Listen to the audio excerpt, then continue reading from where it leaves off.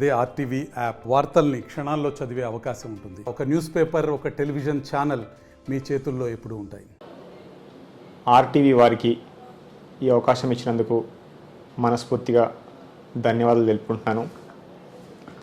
నేను doctor Baburao, pulmonologist, chest specialist, Amrita hospital, Kothagudem. క్షయ అంటే ఏమిటి? దాన్నే మరో రకంగా ట్యూబర్క్లోసిస్, టీబీ, పెద్ద నిమోనియా అని రకరకాల పేర్లతో పిలుస్తూ ఉంటారు. ఇది ముఖ్యంగా వ్యాధి నిరోధక శక్తి తగ్గిన వాళ్ళకి, సరైన ఆహారపు అలవాట్లు తీసుకునే వాళ్ళకి, స్మోకింగ్ చేసే వాళ్ళకి, ఆల్కహాల్ తీసుకునే వాళ్ళకి, ఏమైనా దీర్ఘకాలికంగా మందులు వాడే వాళ్ళకి, స్టెరాయిడ్స్ వాడే వాళ్ళకి,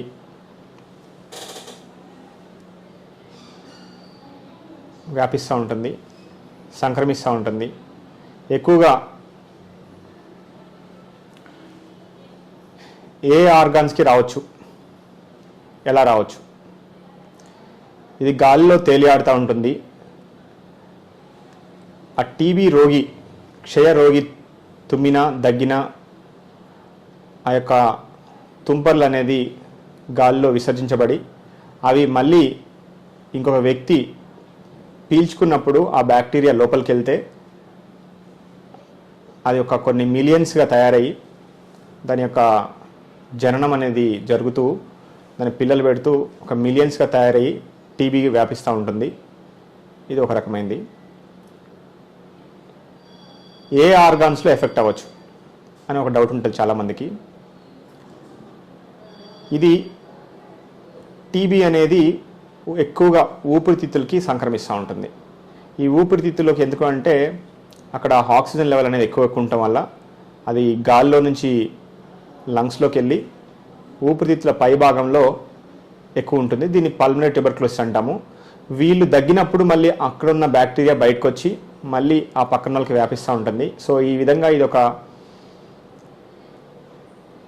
సోషల్గా అంటే ఒక సొసైటీకి, సమాజానికి కూడాను ఒక పెద్ద ముప్పుగా మారుతుంటుంది.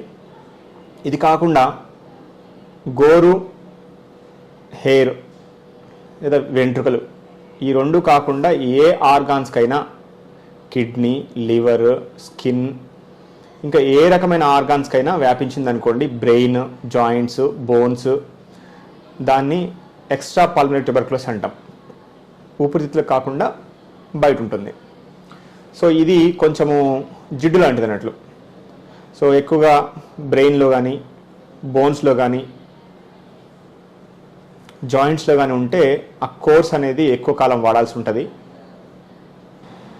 దీని లక్షణాలు ఏంటి?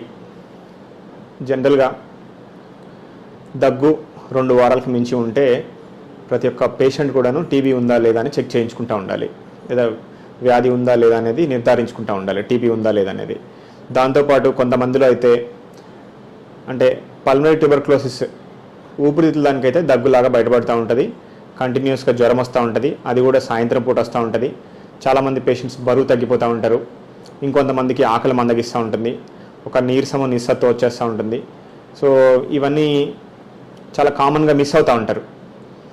సో ఇలా ఉన్నవాళ్ళు దగ్గరలో ఉన్న గవర్నమెంట్ హాస్పిటల్కి వెళ్ళి వాళ్ళ యొక్క తెమడ పరీక్షను ఇచ్చినట్లయితే ఆ తెమడలో ఆ బ్యాక్టీరియా సంఖ్య ఎక్కువ ఉంటే ఖచ్చితంగా బయటపడుతుంది. ఒకవేళ బ్యాక్టీరియా సంఖ్య తక్కువ ఉందనుకోండి, బయటపడకపోవచ్చు. మీ యొక్క డాక్టర్ని సంప్రదించినప్పుడు ఈ లక్షణాలు ఉంటే అందులో తెమడ పరీక్షలో రాకపోయినా కానీ ఇంకా బ్రాంకోస్కోపీ అని మళ్ళీ దాన్ని ఆ బ్యాక్టీరియా ఉందా లేదా అని పరీక్షలు చేసి నిర్ధారిస్తూ ఉంటారు. కొన్నిసార్లు ఎక్స్ట్రా పల్మనరీ టీబీ ఊపిరితిత్తులు కాకుండా వేరే ఏ రకమైన అవయవాలకి వ్యాపించినప్పుడు దానికి సంబంధించిన కొన్ని పరీక్షలు ఉంటాయి. అవసరాన్ని బట్టి ఆ పరీక్షల్ని ఆ వైద్యులు నిర్ధారిస్తూ ఉంటారు, దాన్ని బేస్ చేసుకొని.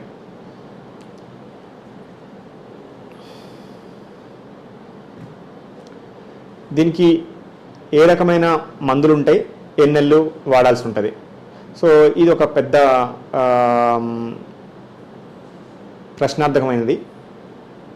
ఇప్పుడున్న సైన్స్ ప్రకారం దీనికి ఎలాంటి వైద్యం ఉంటుంది, ఎన్ని రోజులు మందులు వాడాలనేది చాలామందికి వచ్చే ఒక డౌట్. దీనికి 6 నెలల వరకు మందులు వాడాలండి. దాంట్లో 2 నెలలు ఒక 4 మందులతో ఇస్తూ ఉంటారు. ఇంకొక 4 నెలలు 3 మందుల్ని కంటిన్యూ చేస్తూ ఉంటారు. ఇవన్నీ కూడాను మీరు డాక్టర్ గారిని సంప్రదిస్తే, మీ యొక్క దాని యొక్క వైద్యుల్ని సంప్రదిస్తే వాళ్ళే మీకు చెప్తా ఉంటారు. దీని మీద పెద్దగా మీకు డౌట్లు కానీ అపోహలు కానీ ఏం అవసరం లేదు. కొన్నిసార్లు కొంతమందికి ఈ మందులు కొంచెము పడకపోవడము, గ్యాస్ట్రైటిస్ అంటే వాంతుల్లాగా, కడుపులో తిప్పినట్లుగా, కడుపు ఉబ్బరంగా ఉంటుంది. ఇంకొంతమందికి కొన్నిసార్లు, చాలా మందిలో కాదు, చాలా తక్కువ మందిలో లివర్ మీద సైడ్ ఎఫెక్ట్ పడుతూ ఉంటుంది. వాళ్ళు కూడాను మధ్యలో కోర్స్ స్టార్ట్ చేసిన తర్వాత ఎలాంటి ఇబ్బంది వచ్చినా సరే దాని యొక్క సంబంధిత వైద్యుల్ని కలిసినప్పుడు మీరు ఎలాంటి జాగ్రత్తలు తీసుకోవాలి, ఏం చేస్తే బాగుంటుంది అనేది వాళ్ళు చెప్తారు. ఈ 6 నెలల కోర్సులో ఒక్కరోజు కూడాను క్రమం తప్పకుండా మానేయకుండా వాడిన వాళ్ళకి ఖచ్చితంగా అది నివారించబడుతుంది. దాంట్లో ఎలాంటి అనుమానం కానీ డౌట్ కానీ లేదు. కానీ ఎవరైతే, మళ్ళీ చెప్తున్నాను, కానీ ఎవరైతే ఈ 6 నెలల కోర్సుని మధ్యలో వదిలేయడం కానీ, ఈ జ్వరము, దగ్గు, నీరసము ఇవన్నీ తగ్గిపోవటము, ఆకలి పెరగడము, బరువు పెరగడం అనేది 1-2 నెలల్లో స్టార్ట్ అయిపోతూ ఉంటుంది. స్టార్ట్ అయింది కదా అని చెప్పేసి ఆ 1-2 నెలల తర్వాత వీళ్ళు మానేస్తూ ఉంటారు. కానీ అలాంటి వాళ్ళకి ఆ వ్యాధి ముదిరి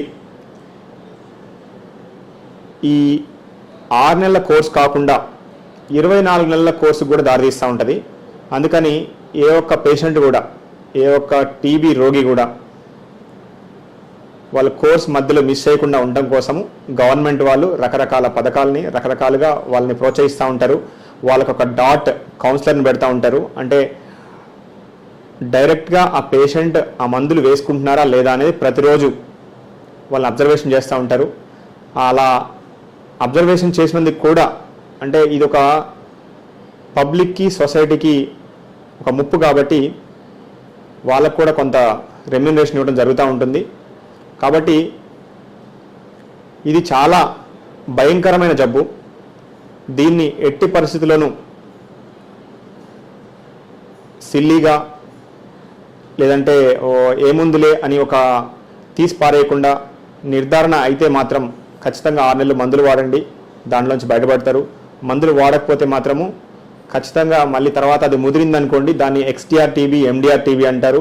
దానికి 6 నెలలు కోర్సు వాడాల్సి ఉంటుంది. అప్పుడు జీవితం చాలా అగమ్య గోచరంగా అనిపిస్తుంటుంది. అసలు నేను ఎందుకున్నాను అనిపిస్తూ ఉంటుంది. సో అలాంటి కాకుండా ముందే మనము జాగ్రత్తలు తీసుకున్నట్లయితే, ఒకటి, ఇది టీబీ అనేది రాకుండా ఎలా ఉండాలి అంటే, దగ్గినప్పుడు, తుమ్మినప్పుడు రుమాలు కానీ, చేయి కానీ, ఇలా దగ్గినప్పుడైతే రుమాలు లేకపోతే మీ మోచేతిని అడ్డుపెట్టుకొని దగ్గినట్లయితే చాలా వరకు ఆ బ్యాక్టీరియా అనేది గాలిలో కలవకుండా ఉంటుంది. లేదంటే మీ చేయి పెట్టుకొని తర్వాత చేయి కడుక్కోవచ్చు. ఇంకా రెండోది, తుమ్మినప్పుడు కూడా ఇదే విధమైన జాగ్రత్తలు తీసుకుంటే ఇంకా బాగుంటుంది. మూడోది, ఇంట్లో ఎవరైనా సరే ఒక స్టిగ్మా ఉంటుంది. ఈ పేషెంట్ మనతో పాటు ఉన్నారనుకోండి, మనకు కూడా వచ్చేస్తుందేమో అనే ఒక భయం అయితే ఖచ్చితంగా ఉంటుంది. భయపడాల్సిన అవసరం లేదు. వాళ్ళు మాస్క్ పెట్టుకొని ఆ బ్యాక్టీరియా అనేది గాల్లోకి వెదజల్లకుండా, గాల్లోకి డిశ్చార్జ్ అవ్వకుండా తగు జాగ్రత్తలు తీసుకుంటే చాలా వరకు కూడాను అది మనం ప్రివెంట్ చేయొచ్చు.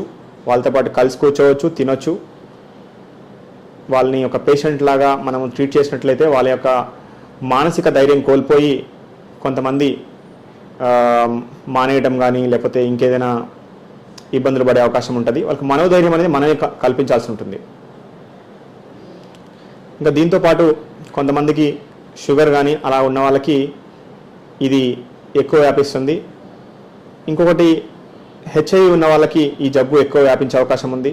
అందుకని గవర్నమెంట్ ఏం చేస్తుందంటే, టీబీ లక్షణాలు ఉన్న వాళ్ళకి షుగరు, హెచ్ఐవి 2 చెక్ చేయాలి.